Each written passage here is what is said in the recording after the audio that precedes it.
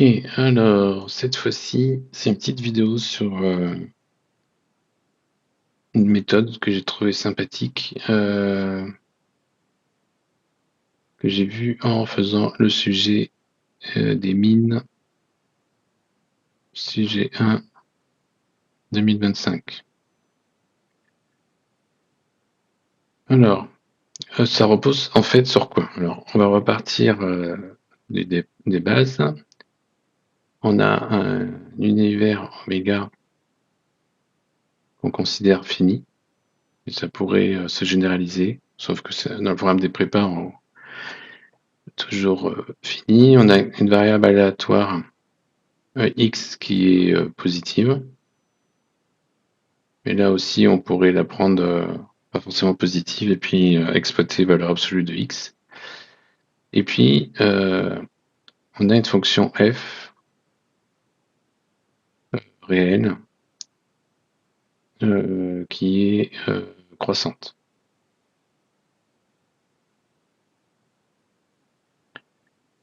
Et en fait, on va utiliser des méthodes qui vont nous permettre de trouver des majorations qui sont assez puissantes. Alors déjà, première remarque, qu'est-ce que ça veut dire tout ça? En fait, comme l'univers est fini, on sait qu'on peut prendre l'ensemble des parties de oméga et une proba, donc qui m'unit l'ensemble des parties de oméga et d'une proba qui en fait un univers probabilisé. Donc on prend un univers fini, comme ça ici on s'embête pas avec des tribus et avec la construction technique de la mesure de Lebesgue en continu. Mais ça c'est anecdotique, j'allais dire, dans ce qu'on va dire aujourd'hui. Alors, donc on a ça, et la variable aléatoire, en fait, qu'est-ce qu'elle nous donne? La variable aléatoire, c'est en fait une fonction. Alors, on va voir pourquoi on appelle ça naturellement une variable.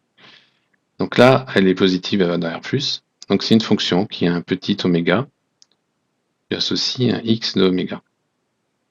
En fait, on l'appelle variable parce que souvent, en fait, on va pas regarder x directement, mais on va regarder f de grand X. Et donc, qu'est-ce qui se passe? Le oméga, il peut être gros, il peut être mal foutu, on n'a pas trop envie de voir ce qui se passe. Par contre, le x de oméga nous donne en quelque sorte une information par l'intermédiaire de cette variable aléatoire sur oméga.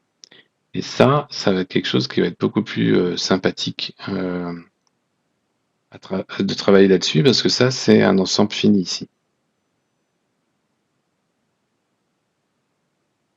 Et en plus d'éléments positifs. Donc on passe d'un oméga qui est très compliqué avec ses parties de oméga dans tous les sens, à quelque chose qui est beaucoup plus régulé. Parce que je rappelle que la probabilité, elle, est définie sur les parties de oméga. Elle va dans 0,1. Donc à une partie de oméga, on lui associe une probabilité, une mesure de probabilité. Donc c'est une certaine mesure, telle que la mesure de l'ensemble entier, ça fait 1. Ok, donc on ne veut pas s'embêter avec les parties d'oméga ou les tribus, on ne veut pas s'embêter même avec l'univers oméga complètement, mais on va regarder en fait souvent sur ce qui se passe sur le support de la variable aléatoire. Et donc pourquoi on appelle ça une variable aléatoire? Donc c'est une fonction. C'est essentiellement parce qu'on va souvent s'intéresser à des f de x. Donc x, du coup, on comprend mieux pourquoi on l'a appelé comme ça. Et donc là, on prend un petit exemple très simple d'une fonction croissante. Donc une fonction croissante, on va avoir quelques x, quel que soit xy appartenant à R2. X plus petit que y, c'est équivalent à f de x petit que f de y. Donc ça veut dire que si je prends une partie A, qui est l'ensemble des oméga appartenant à grand oméga, tel que x de oméga soit plus petit Alors je pourrais faire un grand Y de oméga. Là, on va prendre un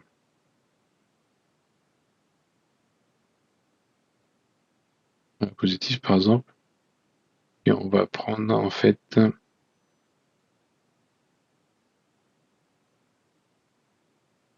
on va changer de rôle pour X et Y parce qu'on verra plus tard qu'en fait c'est plutôt qu'en appliquant l'égalité de Markov dans ce sens-là qu'on le verra. Donc ça, l'ensemble des oméga tel que X d'oméga et verra aussi, je prends A' et l'ensemble des oméga d'un grand oméga tel que f de X de oméga soit plus grand que f de A, ben ça c'est le même ensemble. On a équivalence entre x plus grand que A, x d'oméga plus grand que A, c'est équivalent à dire que f de x d'oméga est plus grand que f de A. Donc de ce fait, la probabilité de A égale la probabilité de A', et donc la probabilité que x est plus grand que A. Alors je rappelle la notation, la notation x plus grand que A, c'est l'image réciproque donc c'est l'image réciproque de x de oméga bon, égale à 1.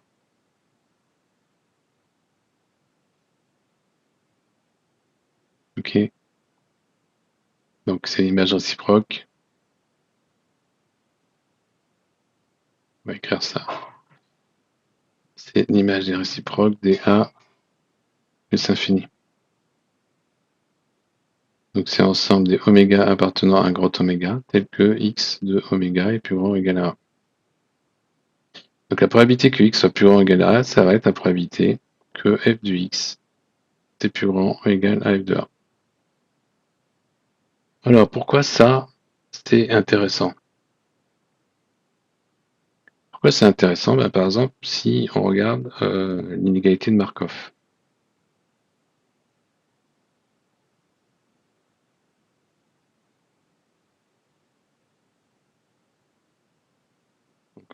Il est positif, hein, on ne va pas le redéfinir, on l'a déjà noté. X variable aléatoire positive, donc la probabilité x supérieur à 1, c'est plus petit, considérant que l'expérience existe, S0 de x supérieur à égal à 1. Donc avec, alors on sait que c'est des variables aléatoires positives, donc la puissance de x ça existe arrière barre, mais là on va quand même la prendre du coup finie. Si jamais l'espérance de x2 est finie, ben on peut en fait dire que avec f égale la fonction carrée qui est croissante sur A+, dire que ça c'est pareil que la probabilité de f de grand x plus grand pardon, que f de A. Et donc ça va être plus petit que f.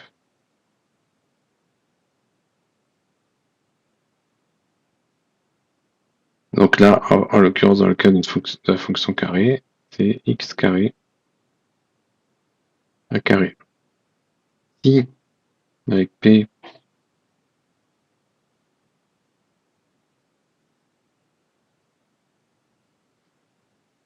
prenons-le dans n quand même.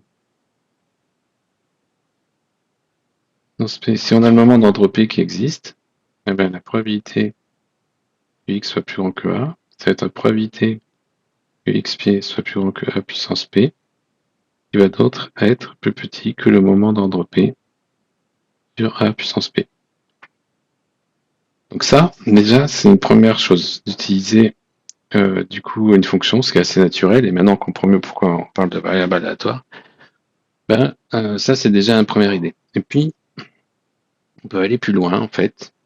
Alors, je vais faire un petit aparté ici. On peut aller plus loin en faisant apparaître un paramètre. Donc on va prendre un paramètre t strictement positif, et on va prendre la fonction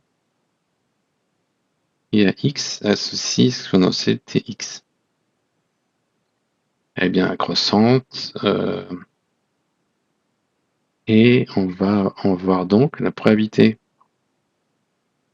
que x supérieur à a, c'est égal à la probabilité que e des grand X supérieur à e des grand A, que t est strictement positif, donc là,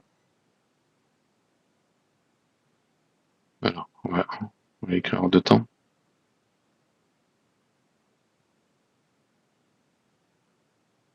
Ça, c'est la même chose que ça. Et ça, c'est...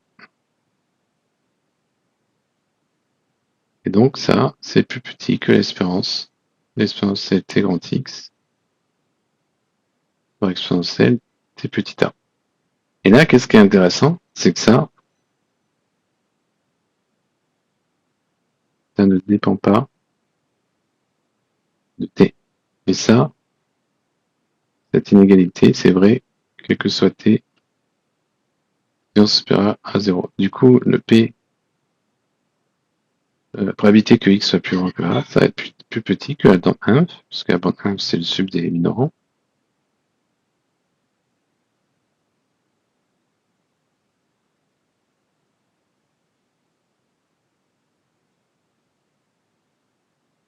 Et ça va nous permettre de faire des majorations qui sont beaucoup plus intéressantes, beaucoup plus fines. Et c'est ce qui est fait dans ce concours des mines. Alors, on va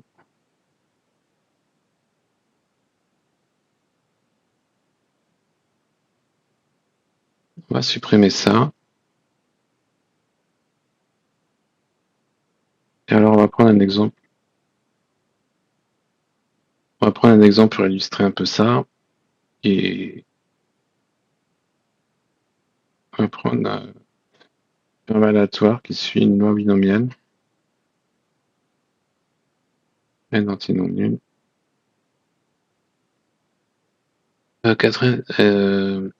Binomial 4n1,5. Alors, la probabilité que x soit plus grand que 3n, c'est plus petit que l'espérance de x sur 3n.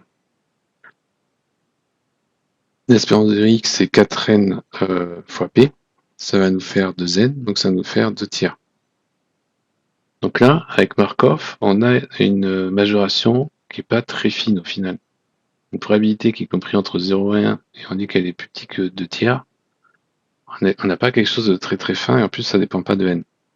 Si par contre, maintenant, j'introduis ce paramètre t, et que du coup, c'est pareil que non, pas de i, tn,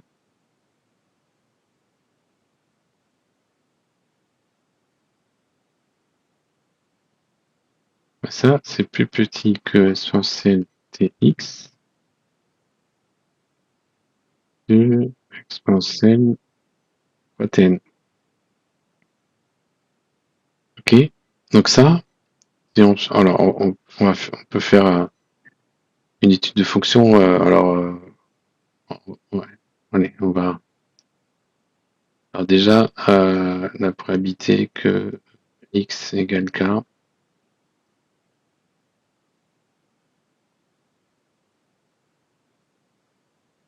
c'est k parmi 4n, 1 demi puissance k, 1 demi puissance 4n moins k. Ça fait ça. Donc l'espérance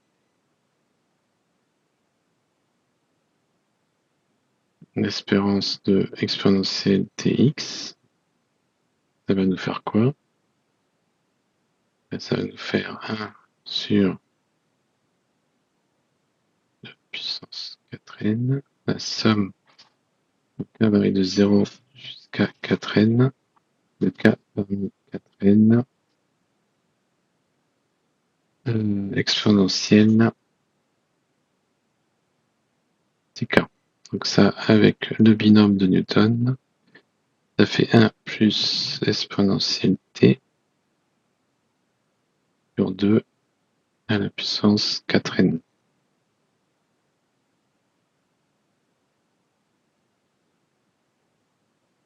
Donc du coup,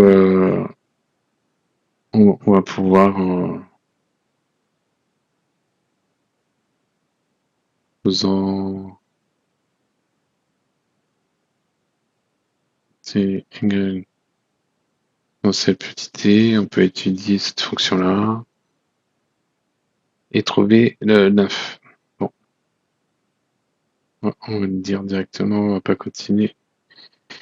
Vous pouvez le faire et me dire jamais il y a un souci, mais logiquement, quand on étudie la fonction, on trouve donc l'inf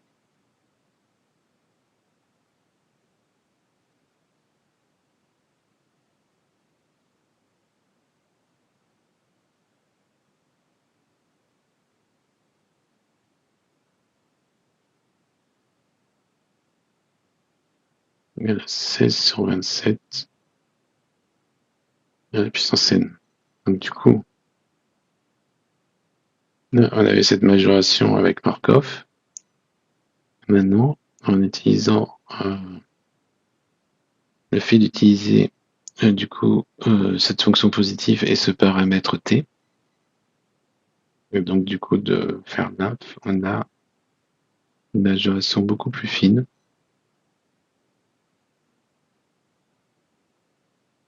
Et ça, c'est intéressant parce que ça, 16 sur 27, c'est strictement plus petit que 1. Donc pour n assez grand, ça va être vraiment petit. Donc on voit bien ce qui va se passer si c'est la loi binomiale, ça va vraiment se centrer au niveau de l'espérance. Et les queues de distribution vont être de plus en plus fines, quasiment inexistantes. Voilà, alors si vous voulez, dans le même esprit, on a un exercice d'analyse qui est assez sympa, qui est très classique, hein. On prend une fonction r, une fonction f de r dans r qui est C2, telle que elle est bornée. On appelle M0 la norme infinie de f, et sa dérivée seconde est bornée aussi, et on l'appelle M2. Il faut montrer que dans ces cas-là, quel que soit x appartenant à R, on peut prendre I, si on veut, c'est juste là où elle est définie, la valeur absolue plus petit que de M0, M2. Et après, on pourra aussi, ça c'est la première question, et la deuxième question, c'est montrer que quel que soit x appartenant à R, f' de x est plus petit que de M0, M2, en valeur absolue. Et donc ça, là, qu'est-ce qu'on va faire? On va utiliser un paramètre et on va regarder le développement limité de f de x plus h. Et utiliser le même genre de technique pour arriver en fait à un moment donné à une borne inf pour obtenir une majoration la plus fine possible. Et voilà, c'était juste ça. Petite remarque sur ces techniques que j'ai trouvées sympathiques.